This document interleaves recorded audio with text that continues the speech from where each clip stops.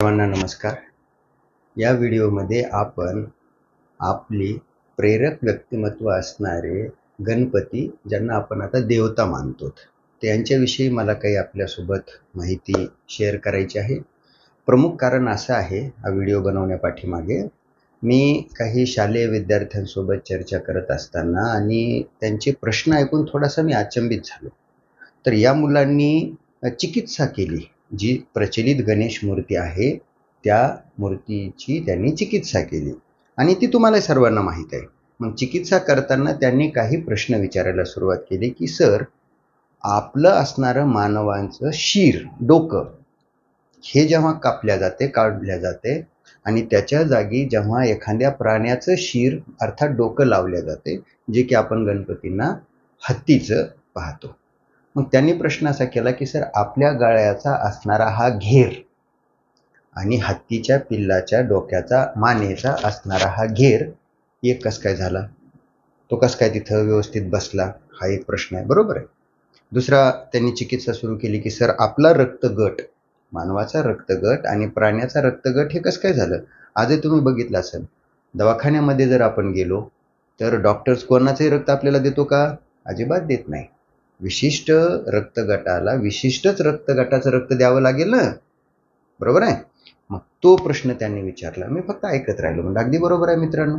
त्यांनी दुसरा प्रश्न असा केला की जर गणपती हे शिवांचे पुत्र आहेत, शिव पार्वतीचे, तर मग ते शिवाला कसं काय माहीत नाही की हा माझा मुलगा आहे.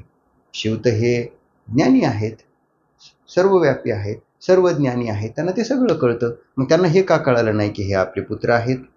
बरोबर आहे. दुसरा प्रश्न असा आला की सर, जेव्हा गणपतींनी त्यांना जाण्याचा असा तिथं मज्जाव केला, असं आपण एक गृहीत धरू, ही सगळी काल्पनिक गोष्टी आहेत, पण त्यांच्या प्रश्नांचा मी तुमच्या पुढे एक लेखाजोखा मांडतोय, विद्यार्थ्यांनी विचारलेल्या. तर आता जेव्हा पार्वती माता ह्या स्नान करत आहेत असं आपण गृहीत धरू आणि त्यांनी गणपतींना तिथे दरवाजावर बसवलेलं आहे. आता बसवलेलं आहे, जेव्हा महादेव येतात, शिव येतात आणि ते जाण्याचा प्रयत्न करतात, तेव्हा हे एक बालक त्यांना अडवतं आणि त्यांच्यात असं काय इतकं युद्ध होतं की आपले असणारे हे दयाळू, प्रेमळ शिव त्या मुलाचा लगे शिरच्छेद करतात. इतके शिव एखाद्या लहान लेकराच्या हत्येला तयार होतील असं काय झालं त्या दोघांमध्ये? अजिबात नाही. एक तर ते म्हणले असते, बरं बाबा मी थांबतो.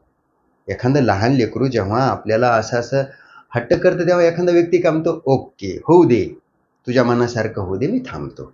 तिथेही तसं दाखवलं गेलं नाही. त्यांनी असं दाखवलं की शिवांना क्रोध आला आणि त्यांनी त्याचं हे पटणारं नाही असं त्या मुलांसमोर. असे अनेक प्रश्न तुम्ही ते बघितलेले आहेत. मग याच्यात प्रश्न असा झाला मित्रांनो की या प्रश्नांच्या भडीमारामुळं या नवीन पिढीतील मुलांनी गणपतीच नाकारण्याचं ठरवलंय. माझा हा जो व्हिडिओ बनवण्याचा उद्देश आहे ना, त्याच्याकडे मी आता तुम्हाला घेऊन आलो. व्हिडिओ खूप मोठा होणार आहे म्हणून मी काही याचे पार्ट्स बनवणार आहे. ते 2-3 पार्ट जे होतील ते आपल्या सर्वांना नम्र विनंती आहे की आपण ते व्यवस्थित बघा.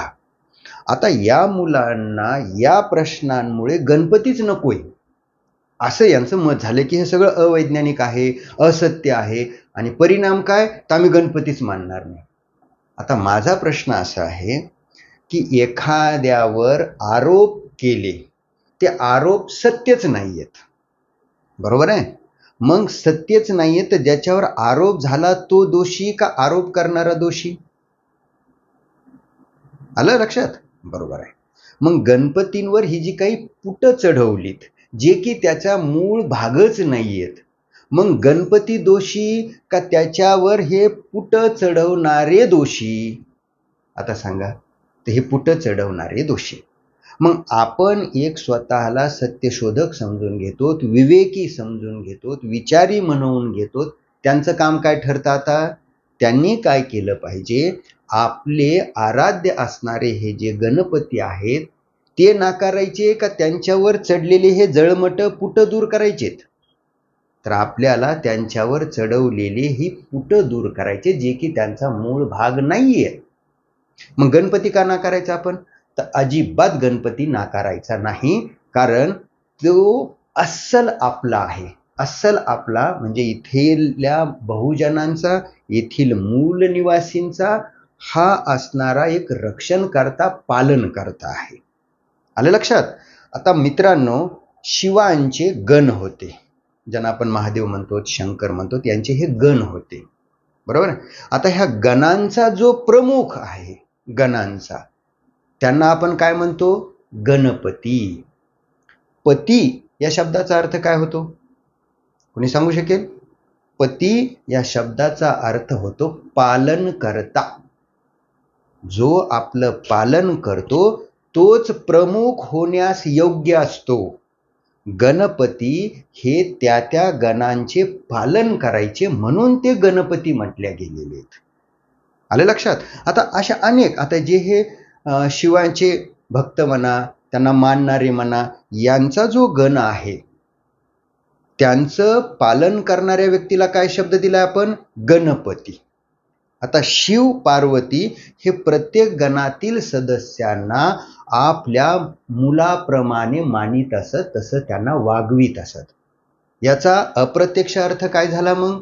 गणपती पण कुणाचे पुत्र मानले गेले? शिवाचे. म्हणजे त्यांच्यामध्ये पिता पुत्राचं आणि एकूण पार्वतीकडून माता पुत्राचं नातं निर्माण झालं. कारण ते कुटुंब आहे, ते कुटुंब आहे. म्हणजे गणांचं पालन करणं हे गणपतींकडे आलं आणि मग म्हणून शिव पार्वती गणपतींना आपला पुत्र मानत गेले. आता इथे मला एक आपल्याला नम्र विनंती अशी करायची आहे की गणपती ही एक व्यक्ती समजू नका, ती एक व्यक्ती समजू नका, तर ते एक अत्युच्च आणि आपलं पालन करणाऱ्याचं पद आहे. व्यक्ती येतील जातील, ते पद लक्षात ठेवा. ते पद कोणतं आहे? शिवांच्या माध्यमातून आपलं पालन करणाऱ्या एका व्यक्तीचं अत्युच्च पद आहे. मग गणपती ही व्यक्ती ठरते का आता? नाही, गणपती हे अत्युच्च पद आहे. म्हणून आपल्या येथील कोणत्याही कार्यक्रमामध्ये आपण गणपतीला नमन करायचो का? तर ते आपलं अत्युच्च पद आहे, ते आपले पालन करते आहेत. मग अशी असणारी ही प्रेरक व्यक्तिमत्वे, त्यांच्यावर कुणीतरी काहीतरी जे अवैज्ञानिक आहे, असत्य आहे अशी माहिती तुम्हाला आणि मला देतात आणि आपण त्याची चिकित्सा न करता, ती माहिती जी असत्य आहे ती दूर न करता सरळ सरळ आपले व्यक्तिमत्वच नाकारायचे का? तर माझी या नवीन पिढीला नम्र विनंती आहे की हे व्हिडिओज जी मी मालिका बनवणार आहे, कृपा करून ती थोडीशी नीट बघा. आपण गणेश उत्सव कशा पद्धतीने साजरा करायचा याच्यावर मी बोलणार आहे. तर ही मी जी माहिती तुम्हाला थोडक्यात दिली, तर ती सांगितली शिवांपासूनची. आता गणपती ही व्यक्ती ठरते का? मग नाही, ते अत्युच्च पद आहे. आणि कसं पद आहे? जे की आपलं पालन करणार आहे. आता राहिला प्रश्न हा हत्तीच्या डोक्यांचा, 4 हातांचा. हे तुम्हाला वाटते सत्य असेल सत्य? हे अजिबात नाही, अजिबात नाही. मग ते दूर करा ना. गणपतींना दूर नका करू. गणपती हे आपले पालन करते आहेत. तर ही जी माहिती आहे ती आपल्याला आता व्यवस्थित पद्धतीनं स्वीकारायची आहे. त्याच्यात जी काही या लोकांनी माहिती अशी प्रक्षिप्त केलेली आहे, घुसवलेली आहे, ती माहिती आपल्याला दूर करायची आणि मूळ स्वरूपात असणारे आपले हे जे प्रेरक व्यक्तिमत्व आहेत, जे आज आपण त्यांना देवता मानतो, ते आपल्याला स्वीकारायचे आहेत. स्वीकारायचे असे अर्थानं बोलतो मी, ते आपलेच आहेत. तर व्हिडिओ मोठा होत आहे, मी इथे थांबतो. उर्वरित माहिती मी आपल्याला पुढील व्हिडिओमध्ये थांबतो. धन्यवाद.